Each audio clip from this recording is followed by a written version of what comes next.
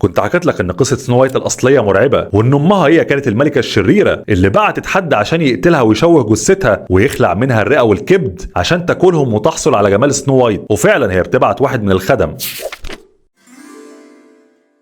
الخادم بعد ما بيوصل وبيمسك سنو وايت الطفله اللي عندها 7 سنين، ولما جه يطعنها بالسكينه ويموتها بيشفق عليها وبيقول لها هربي لان امك عايزه تموتك. وفعلا سنو وايت بتطلع تجري على الغابه لحد ما بتلاقي قدامها كوخ، وبعد ما بتدخل جوه بتلاقي اكل على الترابيزه بتاكله، وبتطلع بعدها تنام على السرير، ده بحكم ان هي تعبت جدا من الجري في الغابه وانها طفله صغيره. الاقزام لما بيوصلوا من شغلهم وبيلاقوها نايمه على السرير من كتر ما هي شكلها جميل وبريئه ما بيردوش ان هم يصحوها، وبيستنوها لما تصحى في تاني يوم ويتفاهموا معاها بقى. ولما بتصحى من النوم وبتحكي قصتها ليهم بيشفقوا عليها وبيقرروا ان هم هيسيبوها تقعد معاهم. ولكن امها الملكه الشريره اللي كانت عايزه تقتلها لما بتبص في المرايه وبتسالها مين اجمل واحده وهي خلاص معتقده انها موتت بنتها، المرايه بتقول لها ان سنو وايت اجمل واحده، وهنا بتتجن بتقول لهم ان هي ناويه تموتها بنفسها المره دي. وخد بالك ان في القصه الاصليه ما حاولتش انها تقتلها مره او اتنين، دي حاولت انها تقتلها 4 مرات. كده هي حاولت مره الاولانيه لما بعتت الخادم، والثلاث مرات الجايه هي اللي هتروح تقتلها بنفسها. بتستعمل السحر بتاعها عشان تتنكر في هيئه واحده بتبيع مشدات. المشد ده لو انت ما تعرفوش هو حاجه كده الستات زمان كانت بتلبسها على وسطهم عشان تجسم الجسم وتخليها تبان رفيعه. وبتروح لسنو وايت وبتعرض عليها مشدات وبتبتدي انها تلبسها واحد وتقعد تشده عليها بقوه، لدرجه ان سنو وايت من كتر ما بتتخنق بيغمى عليها وبتقع على الارض، وهي بتجري وتسيبها على اعتقاد انها هتموت خلاص. ولكن السبع اقزام بيوصلوا وبيلحقوها في اللحظه المناسبه. بعدها لما بتروح برضو الملكه وتسال المرايه تاني بتكتشف انها ما ماتتش، والمره دي بتروح لها وبتتنكر في هيئه واحده تانيه وبتعمل نفسها انها بتبيع مشط شعر. وخد بالك انها كانت مسممه السنون بتاعت المشط، فسنو وايت مجرد ما بتحط المشط على راسها بتقع على الارض وبيغمى عليها والمشط بيكون لسه في راسها. الاقزام برضو بيوصلوا في اللحظه المناسبه وبيلحقوها وبيشيلوا المشط من شعرها وبتفوق. تالت مره بقى بتتحول لعجوز وبتجيب معاها تفاحه، ولكنها بتعمل خطه اذكى بتخلي نص التفاحه سليم والنص التاني متسمم. ولما بتروح وبتخبط على سنو وايت ما بترضاش انها تفتح لها وبتكلمها من الشباك، ده لان الاقزام نبهوا عليها انها ما تتكلمش مع حد ولا تدخل حد عندها. فالست عشان تطمنها انها تاخد منها التفاحه بتقطم النص السليم وبتديها هي النص التاني اللي كان مسموم، فسنو وايت لما اكلت منه بتقع على الارض والمره دي بتموت بجد. الاقزام يعني بيكونوا وصلوا ولكنهم وصلوا متاخر، ولكنهم بيقرروا ان هم مش هيدفنوها وهيحطوها في تابوت ويسيبوها عندهم في البيت عشان يراقبوها. بتعدي الايام والسنين كمان وبيكون في امير تايه في الغابه يعني هو ما يعرفهاش، ومر صدفه من عند البيت بتاع الاقزام ودخلوا ولقى جوه ان في واحده جميله جدا نايمه في التابوت، فبيطلب من الاقزام ان هو عايز ياخدها عنده في القصر. ولكن الاقزام في الاول بيرفضوا، ولكن بسبب الحاحه عليهم بيقرروا ان هم فعلا هيشيلوها وهياخدوها على كتافهم ويودوها على القصر بتاع الامير. واثناء ما هم في السكه التابوت بيقع منهم وسنو وايت بتطير براه وبتتخبط والتفاحه اللي كانت في بطنها بتقع، وساعتها سنو وايت بتفوق. الامير اول ما بيشوفها وهي بتشوفه الاثنين بيقعوا في حب بعض وبيعرض عليها في نفس اليوم الزواج، وبيعمل لها فرح كبير جدا بيدعو فيه اغلبيه الامراء والملوك الموجودين في المنطقه بما فيهم امها اللي كانت عايزه تموتها. سنو وايت بتكون حكت له عن الماضي بتاعها واللي امها حاولت انها تعمله فيها، فوقت ما بتوصل امها في الحفله بيطلب من الحراس ان هم يمسكوها وبيجيبوا جزم مصنوعه من معدن ويسخنوها لحد ما تبقى لونها احمر وبيلبسوها لها وبتبتدي انها تصرخ وبيطلبوا منها انها ترقص لحد ما وقعت قدامهم وماتت. النهايه كانت مرعبه وصادمه ما ينفعش نتحط في قصه اطفال، ولكن زي ما قلت لك الاخوين جريم القصص بتاعتهم كانت دايما بالمنظر ده. وخد بالك ان اصلا في كلام عن ان قصه سنو وايت مستوحاه من قصه حقيقيه، يعني كان في واحده فعلا في الحقيقه ولكن كانت النهايه بتاعتها بائسه اكتر من كده. ممكن ابقى احكي لكم فيديو تاني صغير لوحده. قولوا لي بقى رايكم ايه اللي احسن، القصه بتاعت الفيلم ولا القصه الاصليه؟ وما تنساش تعمل متابعه ولايك لو عجبك الفيديو. رمضان كريم عليكم، معاكم محمود زايد، سلام.